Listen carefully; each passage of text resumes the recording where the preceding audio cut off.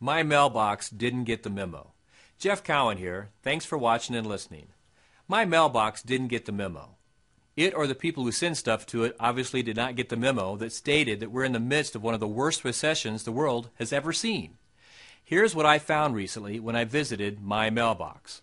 I found I can refurbish my stairway spindles for $4,500, rubberize my garage floor for $32 a square foot, paint the trim on my house for $4,200, have a landscaper design a new lawn for me for $2,500, have my driveway power washed for $150, my trash cans power washed once a month for $25 a can.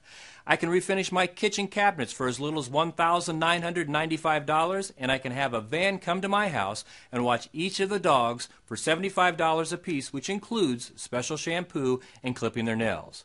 In addition, I can have a Ford in my driveway by days in for only $339 a month, a Mercedes for only $599, or a Lamborghini for only $2,771 a month. I felt these companies must really be bold, desperate, or just plain goofy to send me ads like that, especially by snail mail in this economic climate. And to top it off, all of these ads were printed on heavy, high-gloss cardstock paper in full color. These were not cheap ads. Now, curious to see just how many of these ads were an act of desperation in a bad economy, I called each of these companies to see just how fast they could render their services. With the exception of the car guys who could deliver a vehicle to my driveway by day's end, here's what I discovered.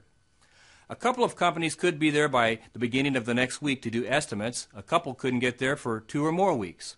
Only the trash can guys, driveway guys, and dog cleaner could actually start a job within 10 days. All others were over 3 weeks.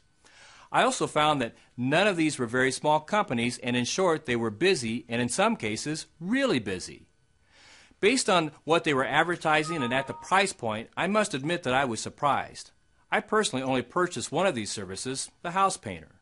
But the best way to sum up my point and what I learned is by a conversation I had with the dog cleaner. When I asked her about getting the memo about the rotten economy and why she would advertise in this environment with over 13% of America out of work, she calmly stated, "I didn't get that memo. I got the one that said 87% of Americans are still working, and that's who we're focusing on." Profound. Thanks for watching and listening. Right, wrong, or indifferent, that's the way I see selling from my perspective.